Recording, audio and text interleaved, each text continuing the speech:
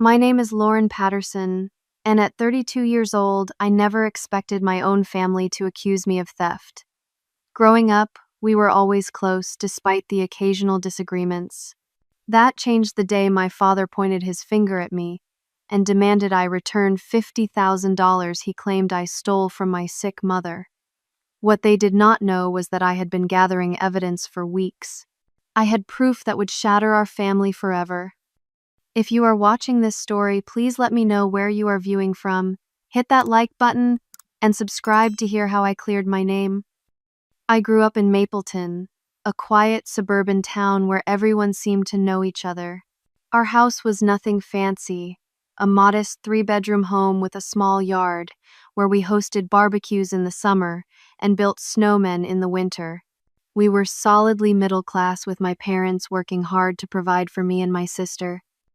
My mother, Patricia, dedicated 30 years of her life to nursing at Mapleton General Hospital. Everyone in town knew and respected her. She was the kind of nurse who remembered her patients years later, who brought homemade cookies to the elderly ones, and who stayed late to hold the hands of those who had no visitors. At home, she was just as nurturing, always ready with a bandage for a scraped knee or a warm hug after a rough day at school. We shared a special bond that only grew stronger as I entered adulthood. She was not just my mother, but my confidant and friend. My father, Robert, was a different story altogether. After serving 15 years in the military, he transitioned to civilian life as an accountant for a local firm. He brought his military precision to everything he did, from the perfectly aligned shoes in his closet to the meticulously kept financial records. Conversation with him often felt like a briefing, direct and to the point. He loved us, I never doubted that, but his love came wrapped in discipline and high expectations. Then there was my sister Jessica, 2 years older than me and always seemingly 2 steps ahead. While I struggled with math, she won the state mathematics competition. When I made the softball team, she became team captain. She graduated college with honors while I changed majors twice before finding my path. Our parents never explicitly compared us, but they did not have to. Jessica made sure I knew exactly where I stood in her shadow. Life continued this way until 6 months ago, when my mother received a diagnosis that rocked our family to its core: chronic myeloid leukemia, a type of blood cancer. Her prognosis was hopeful with proper treatment, but the medical bills started piling up almost immediately. The insurance covered most of it, but the out-of-pocket expenses for specialized treatments and medications quickly became overwhelming. By this time, I had built a successful career as a financial advisor at Westbrook Financial Partners. I specialized in retirement planning and investment strategies, helping clients secure their financial futures. The irony is not lost on me that I could help strangers plan for decades ahead, but could not foresee the financial storm brewing in my own family. For years, I had been helping my mother manage her finances informally. She trusted my expertise, and I was happy to help her organize her retirement savings, investment portfolio, and regular banking. My father, despite his background in accounting, preferred to keep his finances completely separate. "Marriage works better when money has clear boundaries," he would say. My mother never questioned this arrangement. As the medical bills increased, so did the tension in our family gatherings. Sunday dinners, once filled with laughter and comfortable silences, became strained affairs. Jessica, who had married Thomas Blackwell 3 years prior, became increasingly hostile whenever the topic of money arose. "Mom and Dad should not have to worry about money at a time like this," she would say, glaring pointedly in my direction, as if I was somehow responsible for our mother's illness or the accompanying expenses. Thomas would nod along, his hand on Jessica's a united front. They had a beautiful house in the expensive part of town, drove matching luxury cars, and took lavish vacations twice a year. Thomas worked in investments, though he never specified exactly what he invested in or for whom. Jessica had quit her job as a marketing executive shortly after they married. Meanwhile, my mother's condition began to deteriorate, not from the cancer itself, but from the side effects of the treatment. Her once sharp mind became foggy at times. She would forget conversations we had just had or misplace important items. Her friend Eleanor Jenkins, a retired nurse who had worked alongside my mother for 20 years, started coming by daily to help with medications and light housekeeping. "Your mother is strong," Eleanor assured me one afternoon as we sat at the kitchen table while my mother napped. "But this is a lot for anyone to handle. The medications can affect cognitive function temporarily." I nodded, trying to take comfort in her words. But that same afternoon, as I was helping organize some paperwork on my mother's desk, I noticed something concerning. The bank statements for her primary checking account showed several large withdrawals that I did not recognize. Nothing that immediately triggered alarm bells, but enough to make me take a closer look at her finances. What I found would eventually tear our family apart. The first unusual withdrawal I noticed was for $3,000, dated just 2 weeks after my mother's diagnosis. When I asked her about it casually, she looked confused. "I do not remember taking that much out," she said, her forehead creasing with concentration. Could it have been for the specialist copayment Dr. Winters was not in network? The specialist had been expensive, but nowhere near $3,000. I made a note to check into it further, but did not push her. She had enough to worry about. A week later, I noticed another withdrawal, this time for $5,000. Again, my mother had no recollection of making such a large withdrawal. I began to wonder if her memory lapses were more serious than we thought, or if something else was happening. When I mentioned these discrepancies to Jessica and Thomas during our next family dinner, they exchanged a look I could not quite interpret. "Mom has a lot on her mind right now," Jessica said dismissively. "She probably just forgot. Stop making everything into a big deal, Lauren." Thomas nodded in agreement. "Financial stress is the last thing your parents need right now. Maybe you should focus more on supporting them emotionally instead of scrutinizing their bank statements." Their reaction struck me as odd. Why would they be so quick to dismiss a potential issue with thousands of dollars? I decided to bring it up with my father instead. "Dad, have you noticed any unusual withdrawals from Mom's accounts recently?" I asked him the following weekend. He barely looked up from his newspaper. "Your mother handles her own banking. Always has." "Yes, but with her memory issues lately." "Are you suggesting your mother cannot manage her own money?" There was an edge to his voice that made me back down immediately. "No, of course not. I just thought, never mind." That evening, I found a moment alone with my mother in the garden. She was sitting on her favorite bench wrapped in a cardigan, despite the warm evening air, a side effect of her treatment, making her perpetually cold. "Mom, I need to ask you something important about your finances," I said, gently sitting beside her. She looked up at me, her eyes clear for the moment. "What is it, sweetheart?" "There have been some large withdrawals from your checking account recently. I am concerned because you do not seem to remember making them." She frowned, genuinely troubled. "I have not been to the bank in weeks, except to deposit the check from my pension.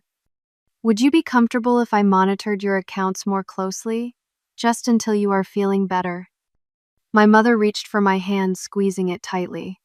"I already added you as an authorized user years ago. Remember, I trust you completely, Lauren, more than anyone."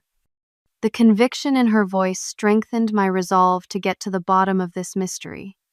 The next day, I logged into her online banking portal to review recent transactions more thoroughly. That is when I discovered a single withdrawal of $50,000 from her retirement savings account processed just 3 days earlier. This was not just concerning, it was alarming.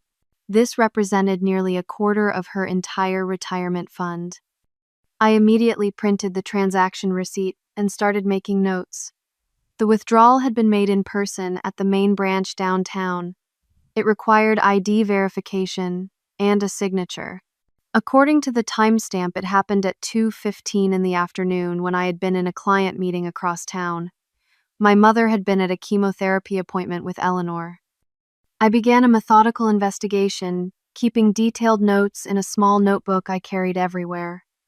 I noted dates, times, amounts, and any potential witnesses to our whereabouts during the transactions in question. My next step was to consult with her oncologist, Dr. Winters, about her cognitive state. I explained my concerns without directly accusing anyone of financial exploitation. Your mother does experience some memory lapses and confusion, Dr. Winters confirmed. It is a common side effect of her treatment regimen. However, she has not shown signs of severe cognitive impairment that would render her incapable of making financial decisions. That said, it is not uncommon for patients in her situation to be vulnerable to influence or manipulation. His careful choice of words confirmed my growing suspicions. Someone was taking advantage of my mother's condition.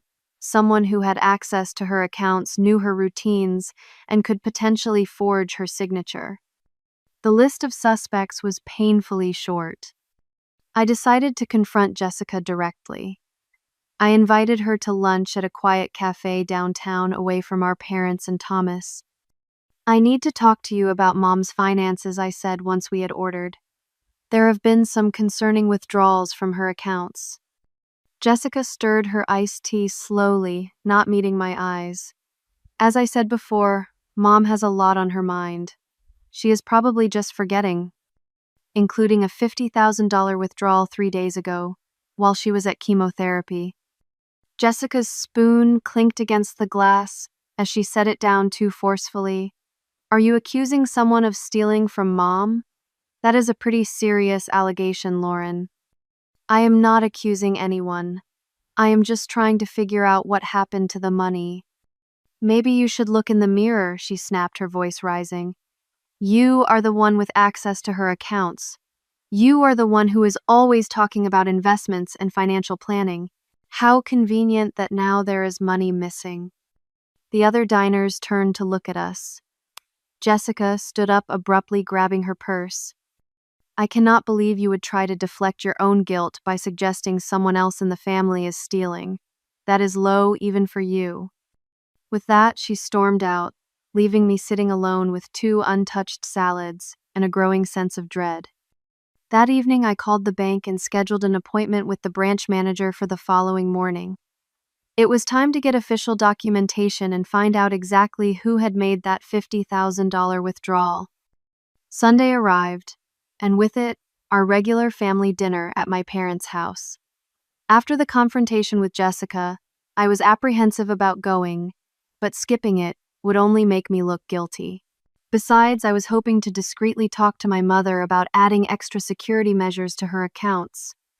The moment I pulled into the driveway, I sensed something was off.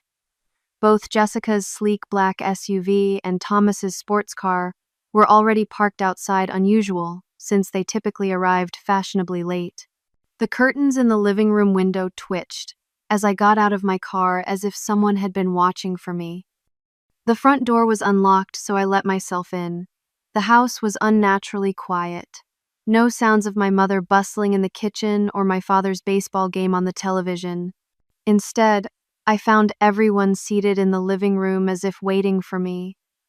My father sat in his recliner, back straight, hands gripping the armrests. My mother perched on the edge of the sofa, eyes downcast, looking frail in her oversized sweater. Jessica and Thomas occupied the love seat, her arm linked through his, a united front. Lauren, my father acknowledged me coolly.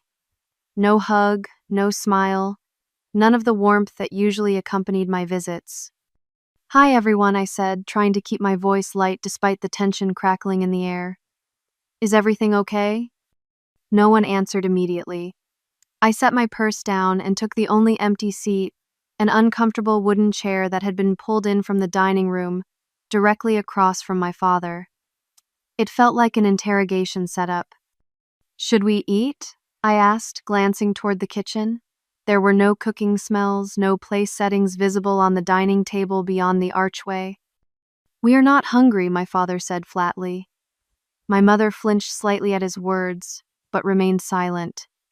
Then my father leaned forward, his face flushing with anger. We know what you did, Lauren. What are you talking about? I asked, genuinely confused, though my heart had begun to race. That is when it happened. My father stood up, pointed his finger directly at me, and shouted words I never thought I would hear from him. Return the $50,000 or do not come back to this house. The force of his words physically pushed me back in my chair. Before I could respond, Jessica jumped in, her voice dripping with righteous indignation. You took Mom's money. We all know it. I looked to my mother, hoping for support, for any indication that she did not believe these accusations. But she would not meet my eyes. She stared down at her hands, which were twisting a tissue into shreds in her lap. I did not take any money, I said, fighting to keep my voice steady. I have been trying to figure out who made those withdrawals. That is why I was asking questions. Stop lying, Jessica hissed. You have been managing her accounts for years. You are the only one with access besides Mom, and she was at chemotherapy when the money was taken. That proves it was not me, I argued. I was with a client at that time. I have calendar records, witnesses. Enough excuses, my father interrupted. He walked to the coffee table and picked up a manila folder which he thrust toward me. Explain this. Inside were printouts of bank statements and a withdrawal slip, with what appeared to be my signature authorizing the $50,000 transfer. I stared at it in shock. The signature looked like mine at first glance, but examining it more closely, I could see subtle differences in the way the L was formed and the slant of the letters. This is not my signature, I said, looking up at them. This is forged. Thomas scoffed. That is convenient. I am serious. Compare it to my actual signature. There are differences. I reached for my purse to pull out my driver's license, but Jessica snatched the folder back. The bank verified it was your signature, she said smugly. And you were an authorized user on the account. The evidence is clear. Jessica, I would never steal from Mom. You know me. I thought I did, she cut in. But people change. Maybe your financial advisor's salary is not covering your expenses. Maybe you have gambling debts or are underwater on your mortgage. Who knows? The irony of her accusation might have made me laugh if the situation were not so serious. I lived within my means in a modest apartment, drove a 6-year-old car, and had an emergency fund that would cover 6 months of expenses if needed.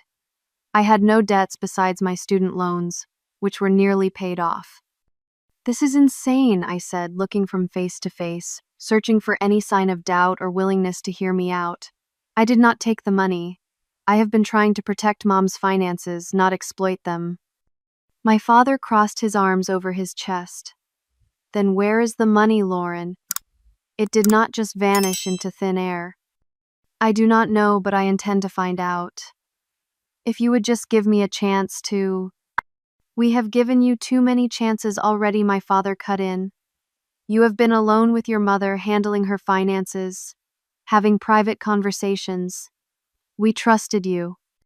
And I have never betrayed that trust. Please, Mom, I turned to her directly. You know I would never do this to you. Finally, my mother looked up. There were tears in her eyes, and for a moment I thought she might defend me. But then Jessica moved to sit beside her, putting an arm around her shoulders. Mom is devastated by your betrayal, Jessica said. How could you take advantage of her illness like this? I did not. I insisted, my own eyes filling with tears now. Someone is setting me up. Someone who knows about Mom's accounts and my access to them. Enough, my father thundered. This is what is going to happen. You will return the $50,000 by the end of the week, or we will go to the police. Until then, you are not welcome in this house. Dad, please. Get out, he said, his voice suddenly quiet, but no less forceful. Now.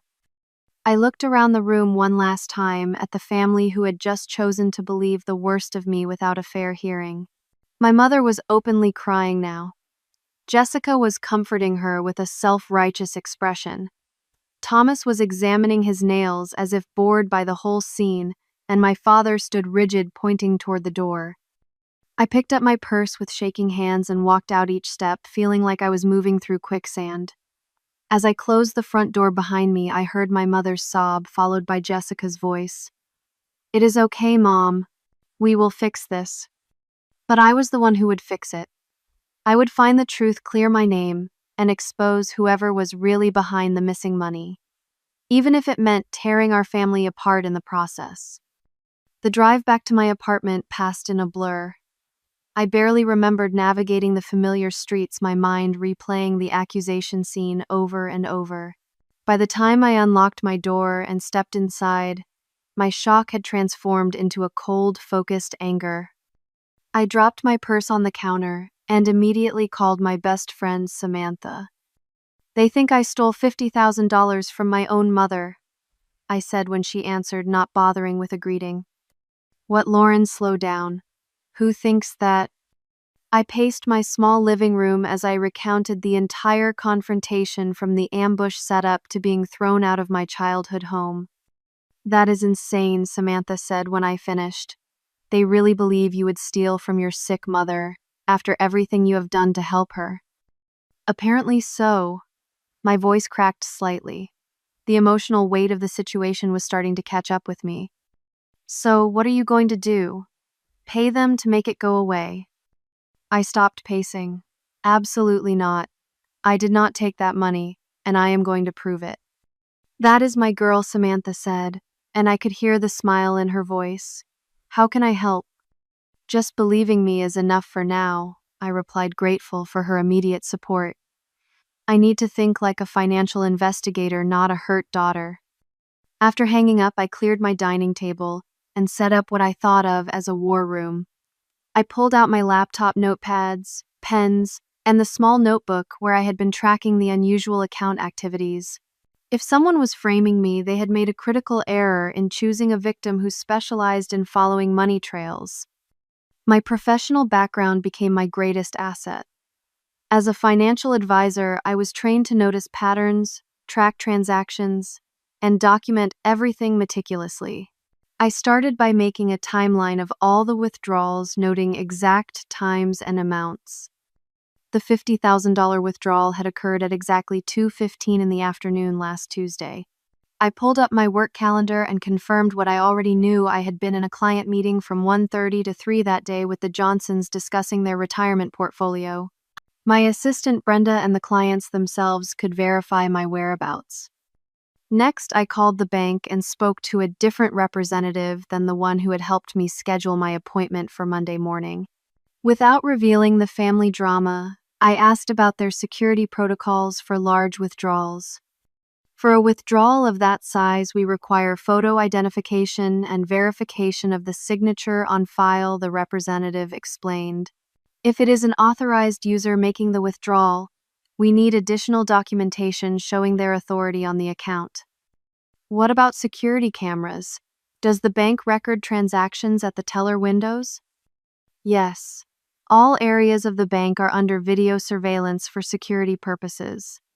Those recordings are maintained for 90 days. That was the breakthrough I needed. If someone had impersonated me to make the withdrawal, there would be video evidence. I spent the next day gathering every piece of documentation I could think of. I printed my calendar emails confirming the client meeting and even the parking garage receipt, showing when I had arrived and left the office building that day. I pulled out old bank statements, showing my mother had added me as an authorized user 5 years ago, well before her illness. I also collected samples of my authentic signature from various official documents. Monday morning, I arrived at the bank as soon as it opened. The branch manager, Harold Williams, was a gray-haired man with kind eyes behind wire-rimmed glasses. I had called ahead to explain I needed to discuss a potentially fraudulent transaction, so he was expecting me. "Miss Patterson, please come in," he said, showing me to his office and closing the door. "How can I help you today?" I laid out the situation as clearly and unemotionally as I could, presenting the documentation I had gathered. "I believe someone forged my signature to withdraw $50,000 from my mother's account. I need to verify who actually made this transaction." Harold examined the withdrawal slip with a frown. "This does appear to be your signature based on what we have on file. It is a good forgery, but it is not mine." I insisted. Compare it to these. I slid across the table several documents with my authentic signature. He studied them closely, then nodded slowly. There are some discrepancies now that you point them out. The pressure points and angle are different. More importantly, I can prove I was nowhere near this bank when the transaction occurred. I need to see the security footage from that day. Harold hesitated.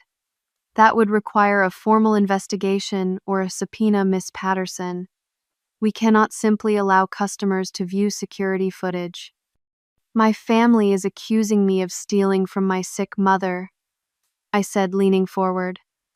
They are threatening to go to the police. If that happens, a subpoena will follow anyway. Wouldn't it be better to clear this up now before it escalates further? Whether it was the determined look in my eyes or the logic of my argument, Harold relented. Let me make a few calls. This is an unusual situation. An hour later, after consultations with the bank's security department and legal team, I was escorted to a small conference room where a security officer had set up a computer. The footage had been queued to the correct time and date. We can show you only the specific transaction you are inquiring about, the security officer explained, and you cannot record or take photos of the screen. I understand, I said, my heart pounding as he pressed play. The black and white footage showed a teller window from an angle above and behind the customer. A woman stepped up to the counter, her back to the camera. She wore a light-colored blazer and had her hair pulled back in a low ponytail, similar to how I often wore mine at work. She slid some papers across to the teller and presented what appeared to be an ID. Can you zoom in? I asked.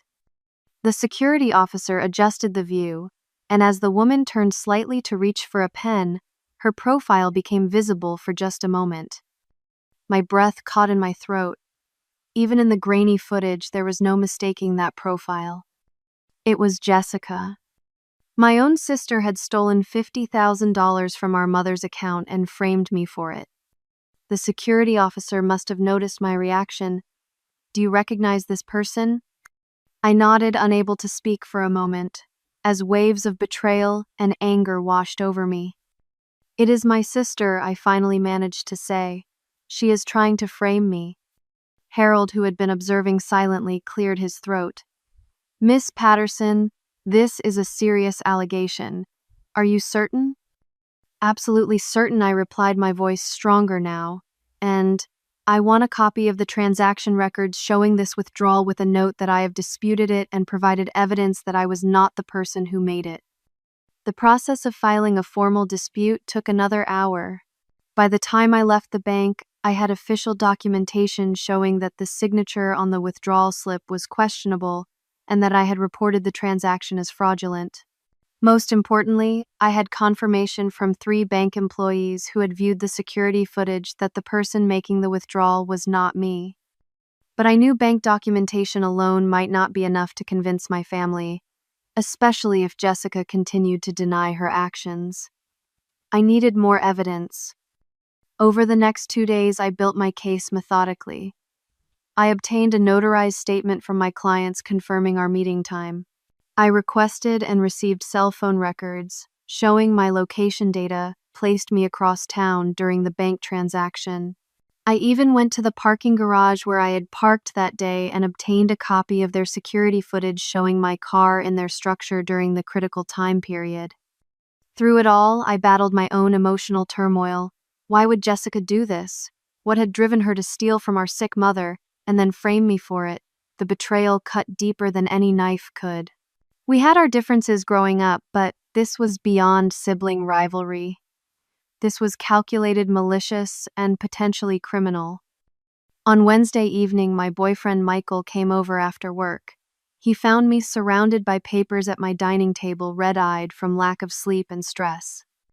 "Lauren, you look exhausted," he said, setting down the takeout he had brought. "Have you been at this all day?" I nodded, rubbing my eyes. "I cannot stop until I clear my name." He looked over the evidence I had compiled. "This is impressive. You have solid proof it was Jessica, not you.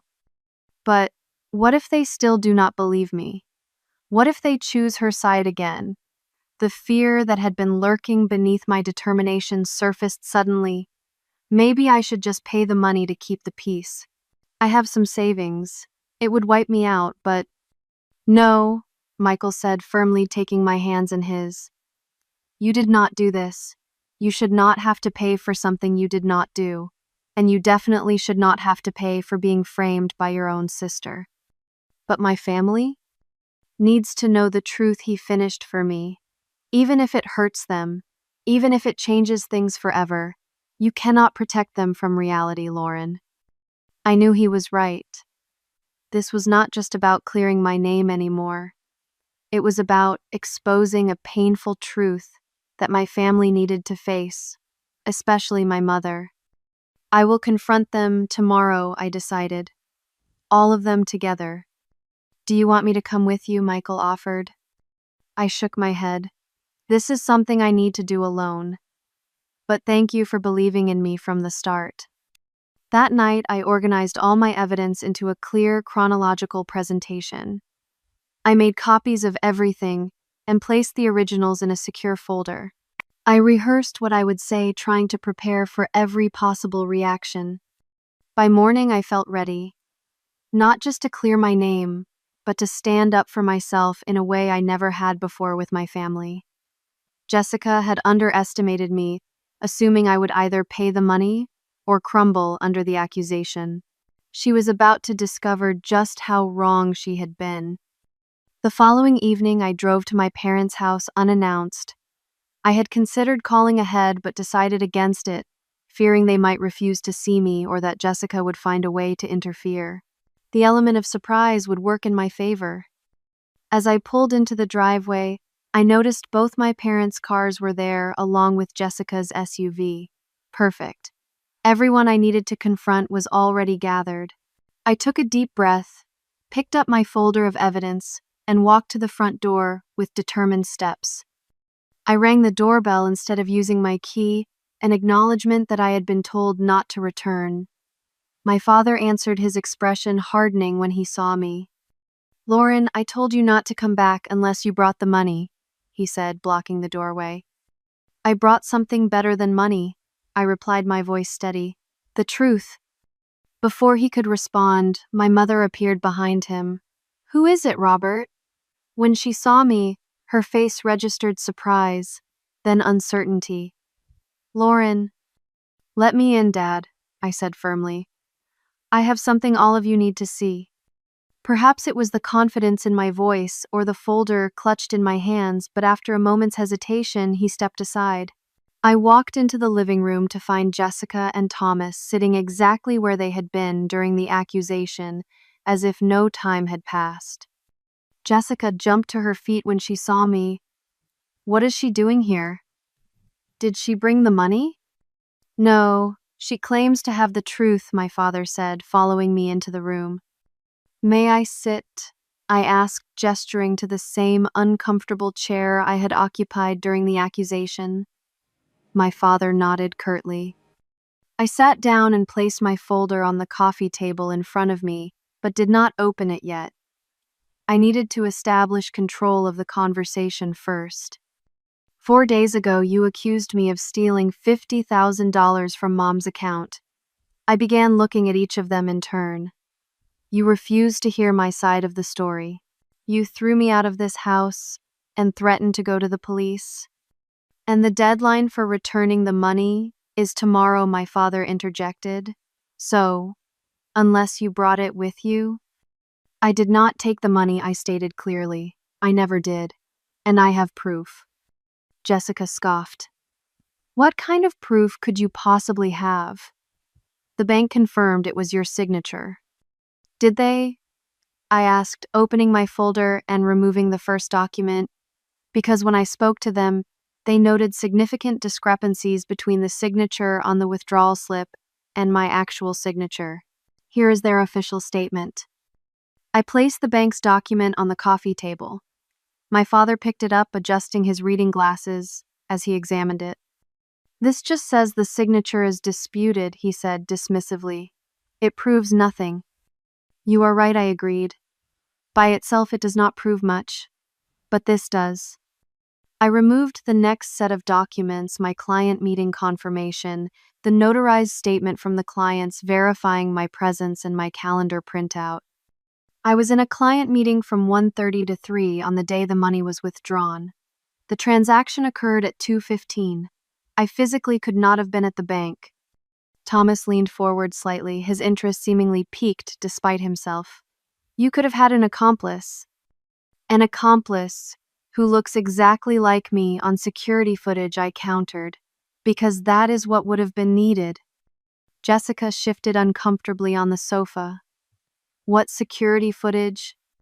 From the bank, I said, watching her reaction carefully.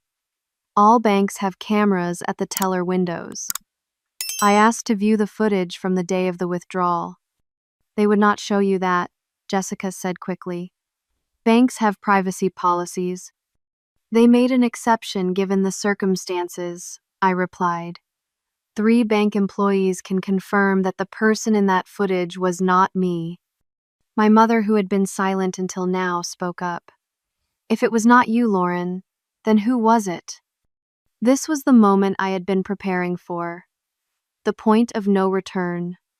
I reached into my folder and slowly, deliberately withdrew the teller transaction slips from the bank showing the timestamp and the question's signature. I placed them on the counter, sliding them toward the center of the coffee table where everyone could see. It was Jessica, I said quietly. The silence that followed was deafening. My parents both turned to look at my sister, whose face had drained of all color. Thomas stared at his wife with an expression I could not quite read: surprise, confusion, or perhaps the dawning of understanding. That is ridiculous, Jessica finally sputtered. How dare you accuse me? This is just another one of your desperate attempts to shift blame. The bank's security footage clearly shows you at the teller window, Jessica, I continued calmly. You wore a blazer similar to ones I owned, styled your hair like mine, and somehow obtained a fake ID with my information. You forged my signature, not perfectly, but well enough to fool a busy teller.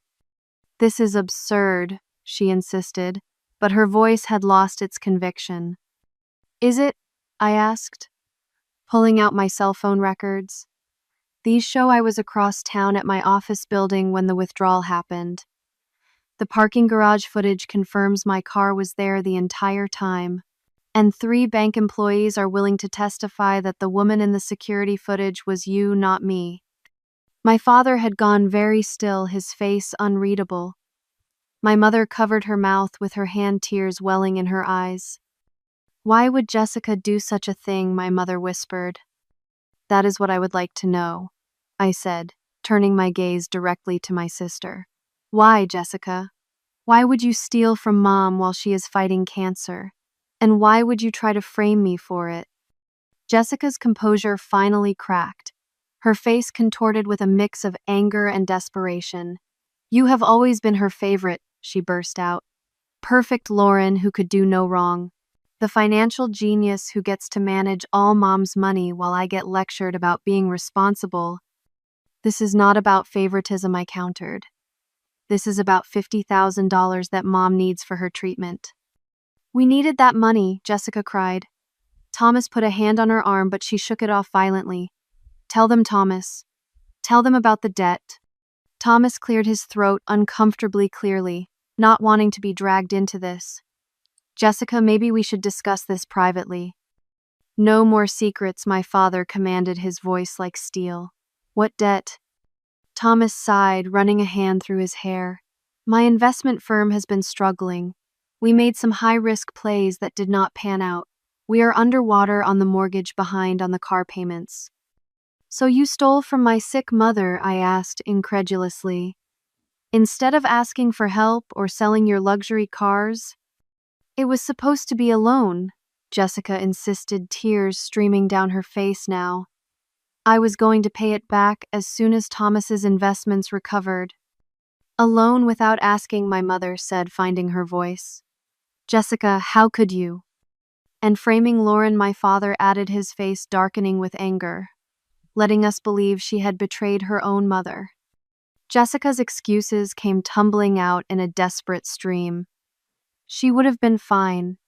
She has savings, a good job. She could have managed without the money until we paid it back. I knew you would never let me access the accounts if I asked directly. And then when Lauren started asking questions, I had to do something. I could not let her find out. The more she spoke, the more her justifications unraveled, revealing the selfishness at their core. Thomas sat beside her, looking increasingly uncomfortable, as if he was seeing his wife clearly for the first time. "Did you know about this?" my father asked him directly. Thomas hesitated. "I knew we had borrowed money from Jessica's family," he admitted. "I did not know the details of how she obtained it or that Lauren was being blamed. Whether that was true or he was simply saving himself, I could not tell. But my mother's soft crying drew all our attention. She looked utterly devastated, not just by Jessica's theft, but by the betrayal of trust. "I want the money back," my mother said, quietly, but firmly. "All of it." "Mom, we do not have it anymore," Jessica admitted. "We used it to catch up on the mortgage and credit cards. We cannot just give it back right away." "Then, you will sell whatever you need to sell," my father stated, his tone leaving no room for argument. "The cars, jewelry, whatever it takes. Your mother needs that money for her treatment." The family dynamic had shifted completely. My parents, who days ago had been unified in their condemnation of me, now sat side by side in stunned disbelief at Jessica's actions. Thomas had inched away from Jessica on the sofa, creating physical distance that mirrored his attempt to distance himself from her actions. And Jessica, always the confident one, always the favorite, sat alone in her shame and exposure. "I am sorry," she whispered, though it was unclear to whom she was apologizing. "Sorry is not enough," my father replied. "Not this time. I had come seeking vindication, and I had found it. But as I looked at my broken family, I felt no triumph, only sadness. The truth had come at a devastating cost." The days following the confrontation were filled with painful conversations and difficult decisions. After Jessica's tearful confession, the living room had fallen into a heavy silence, broken only by my mother's quiet sobs and my father's occasional deep sighs. Eventually, Jessica had composed herself enough to provide a full explanation. The gambling had started small, a weekend trip to Atlantic City with Thomas, a few online poker games when she could not sleep. But what began as entertainment quickly escalated into addiction. She chased losses, convinced each new bet would turn their fortunes around. Thomas had tried to intervene, but by then they were deeply in debt. The credit card companies were calling every day, she explained, staring at her hands. "We were 3 months behind on the mortgage. They were threatening to repossess the cars." "And you never thought to ask for help?" my father demanded. "To come to us or Lauren before things got so desperate?" Jessica shook her head miserably. "I was ashamed. Everyone thinks we are so successful. I could not admit we were drowning. So instead, you stole from Mom and let them believe I did it," I said, still struggling to comprehend the magnitude of her betrayal. "I convinced myself it was temporary," she whispered, "that no one would notice if I paid it back quickly. Then, when you started asking questions, I panicked. It was easier to let them think it was you than admit what I had done." My father's reaction transformed from shocked disbelief to cold fury. "Get out," he told Jessica and Thomas, his voice trembling with anger. "Both of you. I cannot look at you right now." Thomas stood immediately, seemingly relieved to escape the tension. "We will figure out how to repay the money," he promised, not meeting anyone's eyes. Jessica hesitated, looking to our mother for some sign of forgiveness, but my mother turned away. "Please go, Jessica," she said softly. "I need time." After they left, the three of us sat in silence for a long moment. Then my mother reached for my hand. "Lauren, I am so sorry we did not believe you," she said, her voice breaking. "We should have trusted you." My father struggled visibly with his pride. I was wrong. He finally said the words clearly difficult for him. I jumped to conclusions without proper evidence. I let Jessica manipulate me into believing the worst about you. Why did you believe her so easily? I asked the question that had been haunting me for days. What made you so quick to think I would steal from Mom? My mother and father exchanged a look I could not interpret. Jessica has always been persuasive, my mother said carefully. And she suggested there were signs we had missed expensive new clothes talk of a vacation. She implied you might have financial problems you were hiding. None of that was true, I said. I live within my means. I always have. We know that now, my father acknowledged. We should have known it then. The conversation continued late into the night, unpacking years of family dynamics that had contributed to this moment. My father admitted he had always found it easier to connect with Jessica, whose direct approach mirrored his own. My mother confessed that she had often defended me behind closed doors, but had deferred to my father's judgment in this situation because of her own weakened state. Over the next few days, practical matters demanded attention. My mother needed the $50,000 for upcoming treatments that insurance would only partially cover. Jessica and Thomas returned 3 days later with a check for $15,000 proceeds from selling Thomas's sports car. It is a start, Jessica said, handing the check to our father. We are listing the house next week. Once it sells, we can repay the rest. My father took the check without comment. The atmosphere was frigid. A week later, we met with Lawrence Greenfield, a family attorney my father had known for years. I had insisted on this meeting, wanting everything documented properly. We have several options, Lawrence explained, looking around the table at all of us. This could be handled as a criminal matter, a civil matter, or kept within the family with proper documentation. My mother immediately shook her head. No police. I do not want my daughter arrested regardless of what she did. My father seemed less certain. She committed fraud and theft, Patricia. There should be consequences. Losing your trust is already the worst consequence, Jessica said quietly. Thomas nodded beside her. They had moved into a small apartment after listing their house, a concrete demonstration of their commitment to making amends. I had been wrestling with this decision since the confrontation. Part of me wanted Jessica to face legal consequences for her actions. She had not just stolen money, she had deliberately framed me and damaged my relationship with our parents. But another part recognized that pressing charges would fracture our family beyond repair. I have conditions, I said finally. First, Jessica needs professional help for her gambling addiction. Second, a formal repayment plan with interest documented by Lawrence.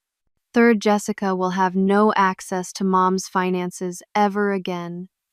Jessica nodded, tears in her eyes. I started seeing a therapist already, twice a week. And we are attending Gamblers Anonymous meetings together, Thomas added. I should have taken her problem more seriously sooner. Lawrence drafted the agreement on the spot, and we all signed it. It felt strange treating family matters with such legal formality, but necessary given the breach of trust. As the weeks passed, our family began a fragile healing process.